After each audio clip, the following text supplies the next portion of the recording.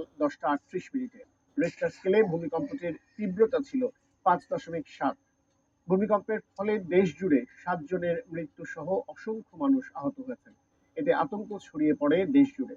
বাংলাদেশের ইতিহাসে ঘটে যাওয়া বিধ্বংসী সব ভূমিকম্প নিয়ে বিস্তারিত জানাচ্ছেন শেখ ফরিদ।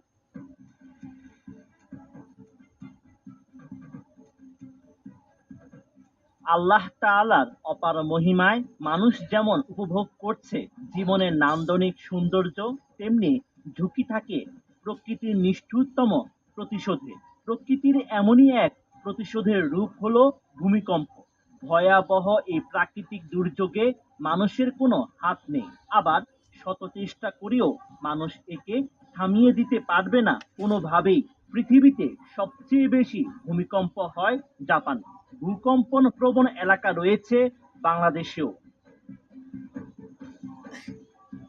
সাম্প্রতিক বছরগুলোতে বাংলাদেশে স্বল্প ও মাঝারি মাত্রার বেশ কিছু ভূমিকম্প হয়েছে, তবে এগুলোর কোনোটিতেই দৃশ্যমান ক্ষয়ক্ষতি ঘটেনি। ভূমিকম্পের ঝুঁকিপূর্ণ এলাকায় অবস্থান হওয়ায় বিশেষজ্ঞরা বারবারই সতর্কবার্তা দিচ্ছেন দুর্যোগের পূর্ব প্রস্তুতি গ্রহণ করতে। নিকট অতীতে বাংলাদেশে কোনো ভয়াবহ ভূমিকম্পনের স্মৃতি না থাকলেও দেশের কয়েকশো বছরের ইতিহাসে রয়েছে বেশ কিছু বিধ্বংসী ভূমিকম্পের ঘটনা।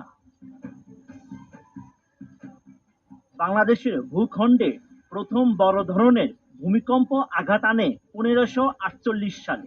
এর ফলে বর্তমানে চট্টগ্রাম ও সিলেটে অবস্থান, যেখানে এই অঞ্চলে নানা জায়গায় মাটি ফেটে দ্বিখণ্ডিত হয়ে যায়। তবে এই ভূমিকম্পের বর্ণনায় হতাহতের কোনো তথ্য লিপিবদ্ধ হয়নি।